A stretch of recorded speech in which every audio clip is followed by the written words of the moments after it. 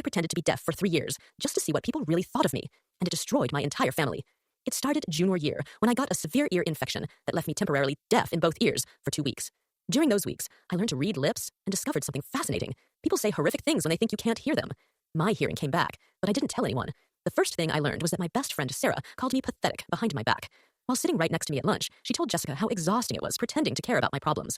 "She's so needy," Sarah mouthed while I stared straight ahead. My parents were worse. At dinner, my mom would silently mouth things like, "She's falling behind in everything," to my dad. He'd nod and mouth back, "It's probably just a phase." But the real revelation came from my sister, Emma. Emma was 2 years older and the golden child. Straight A's, varsity soccer, early admission to Stanford. I thought we were close. I was wrong. One night, Emma brought her boyfriend over to study. I was in the living room, supposedly doing homework. They sat at the kitchen table where I could see them perfectly. "Is she always this pathetic?" her boyfriend asked, gesturing toward me. Emma laughed. "Pretty much. My parents baby her because she's a disappointment. They've basically given up on her being successful like me." "Doesn't that bother you?" he asked. "Are you kidding?" she replied. "It makes my life easier. They expect nothing from her, everything from me." I kept my face neutral, but inside, I was planning my revenge. For 3 years, I documented everything. My parents had a betting pool with relatives about whether I'd graduate high school. My guidance counselor told colleagues I was a lost cause. Even my grandmother told my mom she was embarrassed to introduce me to her bridge club. The breaking point came at Emma's graduation party. The whole extended family was there, celebrating her acceptance to medical school. I sat in the corner playing the part of the disabled sister. That's when I overheard my parents talking to my uncle.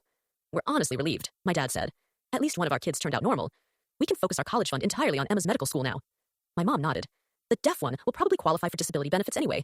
We don't have to worry about her future anymore." They were planning to abandon me financially because they thought I was disabled. I stood up, walked to the center of the room, and clapped my hands loudly.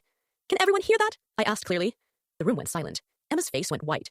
"Because I can hear everything," I continued. "Every cruel word, every whispered insult, every plan you've made behind my back for 3 years." My mother's mouth fell open. "What do you mean?" "I mean, I've been able to hear perfectly since junior year," I said. "I just wanted to see what kind of people my family really were when they thought I couldn't hear them." I pulled out my phone and played a recording, my parents discussing how much money they'd save by not sending the defective one to college. Emma started crying. "We didn't mean—" "Yes, you did." I cut her off. I turned to my parents. "You raised me for 18 years, then wrote me off the moment you thought I had a disability." I picked up my graduation gift, a cheap bracelet they'd clearly grabbed last minute, and handed it back to my mom. "Keep this. You'll need to save money now that you only have one daughter." I walked out and never went back. 5 years later, I'm finishing my master's degree in psychology.